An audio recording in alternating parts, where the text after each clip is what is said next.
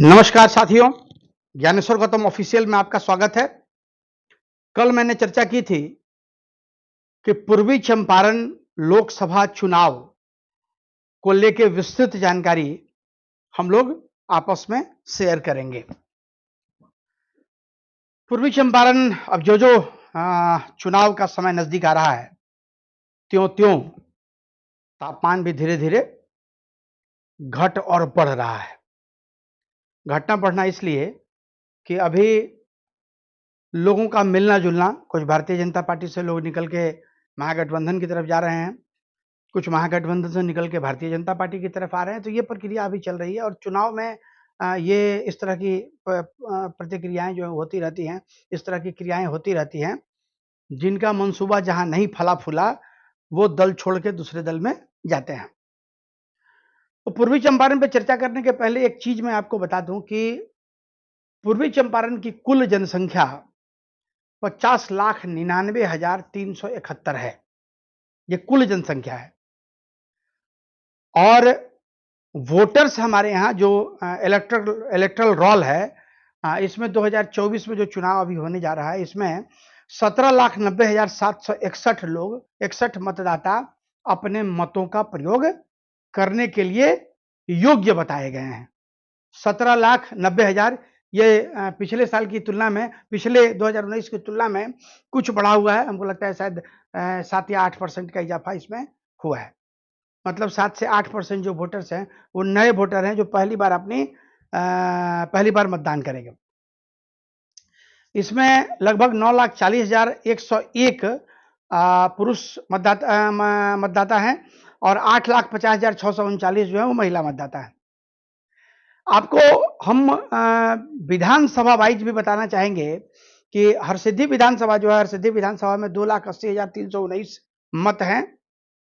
गोविंदगंज में 2,82,647, केसरिया में 2,74,484, कल्याणपुर में 2,65,438, पिपरा में 3,53,905 और मोतिहारी में 3,33,968। मतलब सबसे ज्यादा पॉपुलेशन वाला जो इलाका है वो हमारा पिपरा है, जहां 3,53,905, मतलब सबों में ज्यादा। जी, जिस 6 विधानसभा की चर्चा हम कर रहे हैं, उन विधानसभा क्षेत्रों में सबसे ज्यादा मतदाता जो है वो पिपरा में है। दूसरे नंबर पे मोतिहारी आता है।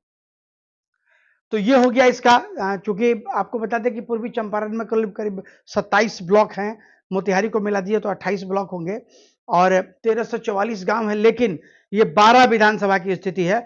चुनाव जो है वो चुनाव हमारा 6 विधानसभा को मिला, कहीं एक लोकसभा बनता है, उसमें हो रहा है। और मत के प्रतिशत की बात अगर हम करें तो पिछली बार राधा मोहन जी को करीब 57% मत प्राप्त हुआ था। इस बार 1743 मतदान केंद्रों पे चुनाव संपन्न कराए जाएंगे। एक कैलकुलेशन जो अपने दिमाग में हमारे आया, जो हमने एक चर्चा की है आपके साथ शेयर करने के लिए, कि अगर 60% पोल अगर होता है तो 17,90,761 में से 60% को अगर आप कैलकुलेट करते हैं तो ये 10,77,456 मत होते हैं। और अगर ये 65% होते हैं तो 11,63,399, मतलब लगभग 11,64,000 वोट। 12 उम्मीदवार जो हैं वो मैदान में हैं और 12 उम्मीदवार में वोट बटेंगे। लेकिन सीधी लड़ाई जो है यहाँ भारतीय जनता पार्टी और महागठबंधन के बीच में दिख रही है। देखिए, एक तारीफ की बात यह है कि इस बार कल्याणपुर के कुछ इलाकों में, कोटवा कल्याणपुर का जो इलाका है उसमें महारानी भोपत सहित कुछ गांव हैं, कुछ टोले हैं, जहां लोगों से बात करने के बाद ये पहली बार महसूस हुआ कि उन इलाकों के कुछ मुस्लिम वोटर्स भी जो हैं वो मोदी के नाम पर बीजेपी को वोट कर रहे हैं। बड़ी आश्चर्य भी हुआ, बड़ा आश्चर्य हुआ हमको कि भाई मुस्लिम वोटर्स भी बीजेपी को वोट कर रहे हैं। लेकिन ये एक अच्छा ट्रेंड है। मुझे लगता है कि देश में जो राजनीति चल रही है हिंदू और मुसलमान के बीच में, तो अगर मुस्लिम वोटर्स भी अगर अपने आप को डाइवर्ट करते हैं, मतलब महागठबंधन को भी वोट देते हैं और बीजेपी को भी वोट देते हैं, तो ये जो राजनीति चलती है ना, इस राजनीति को थोड़ा मतलब इस तरह की जो राजनीति चलती है, उस तरह की राजनीति में राजनीति करने वाले लोगों के लिए थोड़ा बैकफुट पर आने की स्थिति पैदा होगी। ऐसे कास्ट लाइन पे बिहार का चुनाव होना ये तो लाजमी है, यहाँ बिना उसके चुनाव होता नहीं है। और जो सबसे बड़ा वोट बैंक है भारतीय जनता पार्टी का, तो सबसे बड़ा वोट बैंक है इनका वैश्य मतदाता। करीब 4 लाख वैश्य मतदाता पूर्वी चंपारण में हैं और वैश्य मतदाताओं के पास कोई दूसरा विकल्प नहीं दिख रहा है अभी जो समीकरण हम लोगों को दिख रहा है। दूसरे स्थान पे है सवर्ण मतदाता, लगभग करीब 5.5 से 6 लाख इनकी भी स्थिति है। तो 4 लाख मतदाता हो गए वैश्य, 6 लाख करीब मतदाता हो गए सवर्ण। इन दोनों के परसेंटेज को आप जोड़ दिए तो 10 लाख हो जाता है और इस 10 लाख में अगर 65% पोल अगर होता है तो उस 65% पोल में मैक्सिमम वोट इनका इस तरफ आता हुआ दिख रहा है। तो इस लिहाज से आप देखिए तो राधा मोहन सिंह थोड़ा कंफर्टेबल कंडीशन में दिखते हैं। कुशवाहा मतदाता और यादव मतदाता दोनों एक साथ वोट नहीं करते आए हैं। अभी तक का जो चुनाव का मेरा तजुर्बा है, उन दोनों की स्थिति है, चूंकि डॉक्टर राजेश कुशवाहा जो हमारे यहाँ से उम्मीदवार हैं, तो डॉक्टर राजेश कुशवाहा कुशवाहा समुदाय से आते हैं। कुशवाहा समुदाय में भी सारा का सारा समर्थन उनको इसलिए नहीं मिल रहा है कि संतोष कुशवाहा जो पिछली बार केसरिया से राष्ट्रीय जनता दल के उम्मीदवार थे, उन्होंने भारतीय जनता पार्टी का दामन थाम लिया है।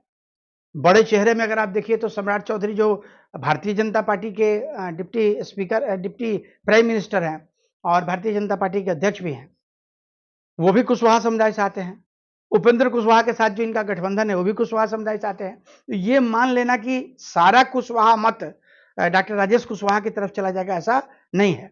और कुशवाहा समुदाय और यादव समुदाय, चूंकि दोनों समुदाय दोनों दबंग समुदाय है, दोनों एक साथ वोट नहीं करता रहा है, तो कुशवाहा समाज के एग्रेसिव होने के बाद यादव समाज का वोट भी शिफ्ट हो रहा है बीजेपी की तरफ।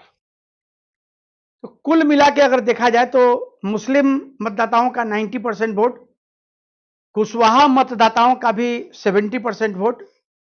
अब आता है मलाह। मलाह समुदाय में जो थोड़े पढ़े लिखे लोग हैं, उनका समर्थन बीजेपी की तरफ दिखता है और जो पढ़े लिखे नहीं हैं या प्रभावित हैं, वैसे लोग महागठबंधन की तरफ चंपारण में खास करके दिख रहे हैं। तो मलाहों में भी आप मान लीजिए 50-50 50% अगर मुकेश सहनी के नाम पे महागठबंधन के साथ है तो 50% राधा मोहन जी के साथ है, अपने बीजेपी के साथ है।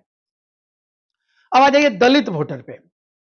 दलित वोटर में कोई टूट नहीं दिखाई पड़ रही है, क्योंकि रामविलास पासवान जी के पुत्र चिराग पासवान के महागठबंधन से हिस्सा होने के बाद महादलित वोट जो है, महादलित वोट का भी बड़ा हिस्सा, हम ये नहीं कहते हैं कि 100% भारतीय जनता पार्टी की तरफ आ जाएगा, लेकिन मुझे लगता है कि 60% वोट जो है वो बीजेपी की तरफ है और 40% वोट जो है वो महागठबंधन की तरफ है।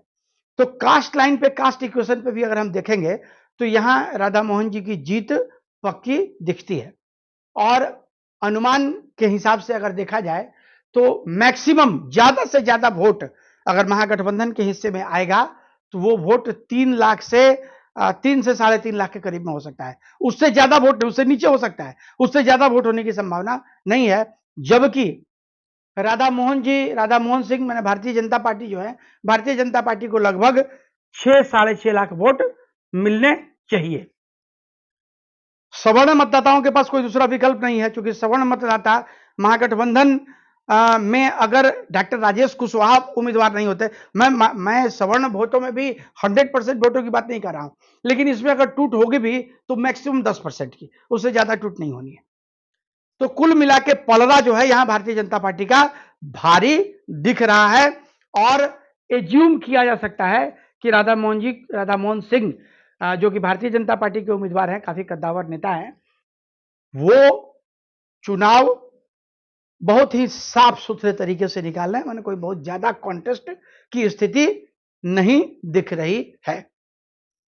तो ये हमारा जो अपना कैलकुलेशन था विधानसभा वाइज, और पिछली बार भी मैं आपको बताऊं कि जब पिछली बार की स्थिति भी आपको बताऊं कि जब अखिलेश सिंह के पुत्र आकाश कुमार सिंह चुनाव लड़ रहे थे, तो कोई विधानसभा ऐसा नहीं था जिस विधानसभा में राधा मोहन सिंह को बढ़त नहीं मिली हुई थी। और अमूमन कुछ वैसी स्थिति इस बार भी दिखेगी। केसरिया के बारे में थोड़ा कंफ्यूजन, हालांकि हमको लगता है केसरिया से भी बीजेपी को लीड मिलना चाहिए, लेकिन हो सकता है कि केसरिया में थोड़ा टसमटस की स्थिति हो जाए, क्योंकि उसी विधानसभा से आते हैं डॉक्टर राजेश कुशवाहा, और वहां जो कि खुद डॉक्टर हैं, पेशे से अच्छे लोग हैं। कोई भी व्यक्ति इनके पास जाता है तो बिना मदद लिए वापस नहीं आता है, चाहे वो डॉक्टरी की मदद हो या कोई अन्य मदद हो। तो राजेश कुशवाहा को भी आप नकार तो नहीं सकते हैं, लेकिन कंफर्टेबल कंडीशन जो है वो कंफर्टेबल कंडीशन बीजेपी का पूर्वी चंपारण में दिख रहा है। तो साथियों, ये था हमारा अपना, जो हमने कल आपको कहा था कि पूर्वी चूंकि ये जो डाटा है, ये डाटा हमने खुद से सारी जगहों पे विजिट करने के बाद हमने जो खुद से ऑब्जर्व किया है, वो मेरा अपना ऑब्जर्वेशन है। गोविंदगंज से विधानसभा की जो स्थिति है उसमें तो बहुत मजबूत स्थिति रहेगी। मोतिहारी से तो बहुत ही ज्यादा मजबूत स्थिति रहेगी, क्योंकि शहर में भारतीय जनता पार्टी का डोमिनेंस थोड़ा ज्यादा है। तो मिला जुला के अगर आप देखें तो राधा मोहन सिंह को एक कंफर्टेबल विन यहां से मिलने जा रहा है। तो साथियों, देखते रहिए ज्ञानेश्वर गौतम ऑफिशियल, और हमारे चैनल को सब्सक्राइब करना मत भूलिएगा। धन्यवाद।